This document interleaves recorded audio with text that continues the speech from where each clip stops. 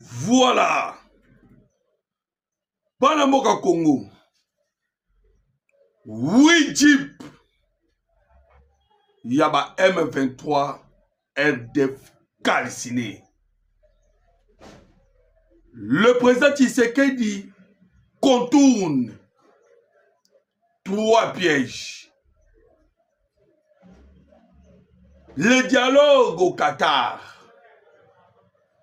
L'annonce du 9 avril. Le Conseil de sécurité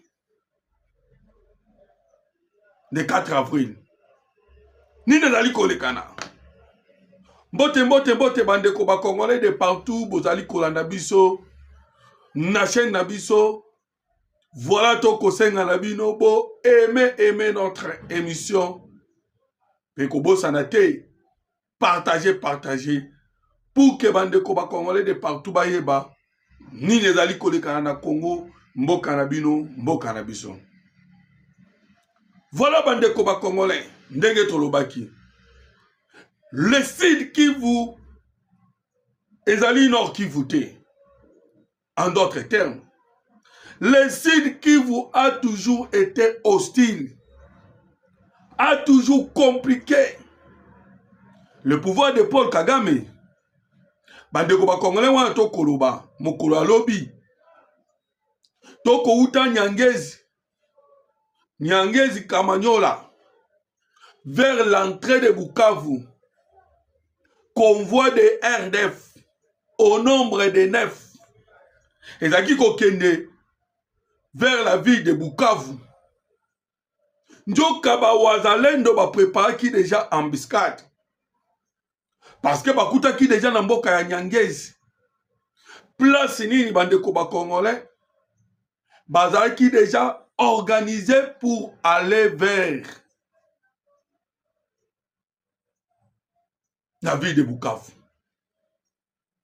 Et bien, M23 RDF, ils étaient en patrouille. Parce que, comme on a Bukavu et comme on a mais ils ont été surpris. Ouanto Koloba surpris nanini par la sortie de l'embuscade. Bande Koba Congolais, les images sont là. Nous allons vous le montrer. Calciné. Ils ont perdu plusieurs militaires rwandais. Voilà maintenant la tâche qui devient difficile. L'espoir va être compliqué parce que vous voyez que la guerre commence à être de plus en plus difficile pour Nabaron. La grande difficulté à la guerre comme Congolais, c'est d'abord la ville de Bukavu qui n'arrive pas à survivre. Oui, depuis M23 Bukavu, la vie devient de plus en plus chère. Mbongo ezate, ma banque fermée. Et M23 n'arrive plus. Les Congolais qui sont à Bukavu et à Goma, sont impatients. Voilà bandeko ba Congolais situation tokoloba. Mais malgré cette situation de Toyo Bisabino, Banamboka Congo, awa tokoloba les négociations Oyoyokaki. Parce que le M23 va Koutanaki, Nadoa, et Yayi, les pourparlers. Parce que tu es Kibino, M23 va Sengaki, Otobengi l'amnistie.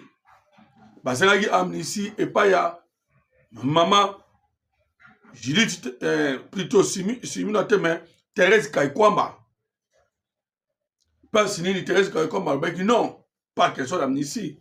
Vous d'abord, vous devez signer votre retrait et accepter votre cantonnement. Voilà, il marche à quitter Bandeko Congolais.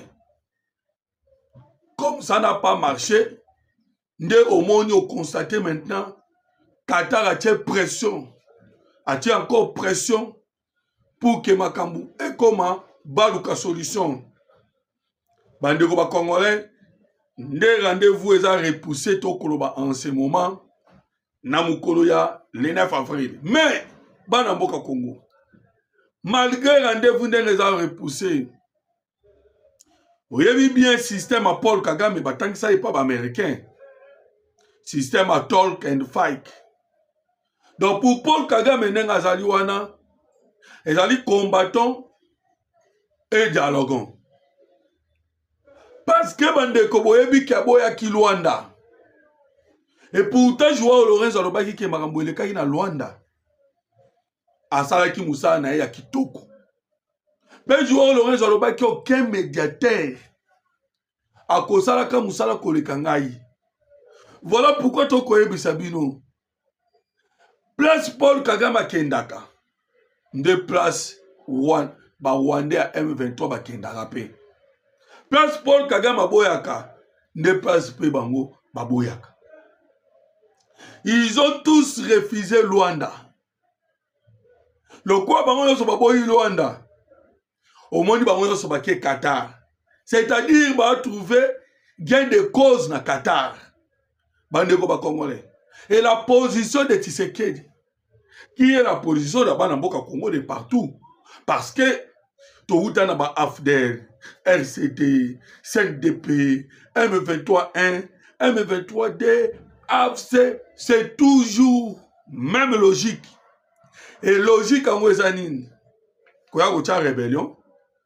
Et puis, à partir de la rébellion, vous négociez, vous allez mixage, vous allez brassage, on va intégrer l'institution, on va continuer à copier et on va continuer à copier en silence maintenant. Voilà pourquoi nous vous disons que pour parler de la négociation commune, le président Tshisekedi est en train d'utiliser, oui, ça se passe, pour se préparer à la guerre. Il n'y a que la guerre. Banamboka Congo.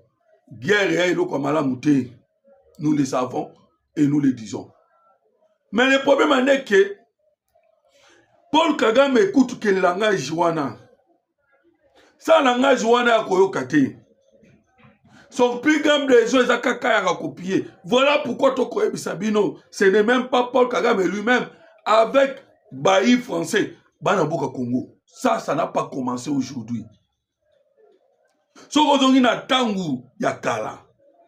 Vous allez constater qu'on a commencé à piller et à tuer. C'est leur mode d'emploi. Piller, tuer. Piller, tuer. Bobo sanate, tant que bimaka. Parce que boma, parce que piller. Tant que kuivre kobima. De même, oh yo kaka ba kata maboko, papa belge. Oh yo kaka bandeko ba congolais, ba koboma. 1 million de morts. En ces temps-là, qu'en est-il maintenant pour aujourd'hui? Voilà pourquoi tout le Congolais de partout, beaucoup d'ambition. Et que pour parler wana, et Bangonan sont toujours fidèles. Nanini, na système na bango o ba yekola. O ezana bit simplement ya koluka ndenge nini, ba pia kamboka Congo. Voilà bandeko même makambuto koloba niveau ya Qatar. Oh, c'est simplement pour donner le temps. Il y a qu'au restaurer, tout travailler pour la restauration. Il y a l'État dans la place nyonso. Maintenant, pour créer une dissuasion, de sorte que l'ennemi partout, à quoi sous ce sakana te namboka Congo, mboka mboka. Voilà bande ko ba congolais. Les 3 pièges autolobaki, c'est avec Emmanuel Macron. Oui, Emmanuel Macron a dit 3 pièges. Et à Sadek. Et c'est 5 ans. Nakataro Komono Tokoloba. Ce sont les pièges. Pour forcer Tshisekedi Yandi Makakao Tokobenga les dialogues. Il ne gère que sur les dialogues. Wana Tokoloba, même Kabila, Katumbi. Tout ce que vous voyez avec ma mec et la c'est 5 ans. 3 pièges pour le président Tshisekedi. Oh, bah, tchéli na mesa. Et bah, piège wana, objectif lango ezali nini. Ezali andi makaka négociation. Nasima négociation ne va ko renverser. Parce que c'est sa tête qui dérange. c'est Tshisekedi qui dérange. Bande Koba Congolais. Parce que lorsque tu as EAC SADC, vous allez comprendre que EAC SADC est rien d'autre que Emmanuel Macron. Parce que na kacha EAC SADC, biloko eko bimakuna ezali nini? Oh non, dialogue intra-congolais. Sans city 2. Oh, et même brassage, mixage. Voilà ma négociation au Komona. Même Tozi à Katana ou Tikoloba. Il y a SSS 5 de même. Objectif au bilo qu'on a nyonso. Nangana lobby, ce sont des pièges. Mais si quand on a que le président Tshisekedi a otala ngote. Le président Zokotani. Le président Azali Kotala Oto Bengi a même Congo. Na kokoma victime. Voilà maintenant et qu'on mette fin à la guerre à répétition. Ah, ça dérangeait les Rwandais. Le pays Congo est comme victime. Voilà parce que c'est que même Mamoka. Tant que toko koma maintenant victime, bande koba na mboka Congo. C'est par là tokoma lokoba Israël, Arménie, Rwanda et vous appelez RDC. Rwanda va reconnaître génocide congolais. Voilà le travail qu'on travaille après avoir causé la résolution 2773. Le président Tshisekedi a Kendewana a arbitré travailler pour que Tokoma na kokoma génocide. Donc, ils ont reconnu. Voilà maintenant, après l'histoire. On a outu Koloba. Il y a une résolution 2773. Mokola ba bataille au Gagnaki. Maintenant, le quoi Gagnaki 2773. Les 4 Ekozala, réévaluation il y a 2773. Lorsque maintenant on va réévaluer 2773, et Ekobota Nini, Ekobota sanction, parce que tout ce qui étape de condamnation. Alors maintenant, comme une étape de sanction. Là maintenant on va sanctionner. Et quand on va maintenant sanctionner le Rwanda, Tokolomwana maintenant, parce que tu as une première étape où il y a 2773 avec condamnation, puis recommandation. Alors les 4, nous attendons les sanctions. Après sanctions, nous devons mener maintenant cette élite. Il y a reconnaissance. Et nous sommes dans les bonnes voies.